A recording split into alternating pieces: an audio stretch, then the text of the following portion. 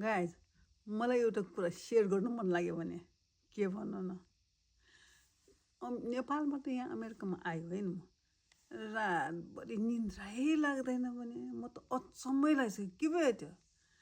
अनि फेरि छ नि बच्चाहरू स्कुल जान्छ दिउँसो छ नि फेरि दिउँसो त फेरि राति जस्तो आँखै खोल्न सक्दैन झप भएर सुत्यो भए दिनभरि सुत्नु सक्छ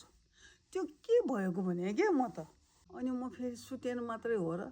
फेरि राति भोक लाएर पेट त क्वाइ क्वाइ के खाउँ बिस्तारै तल गएर भात सात तताएर राति गुवाम भात खाएँ क्या मैले अब भात खाएर त निन्द्रा आउँछ होला भनेर आएको त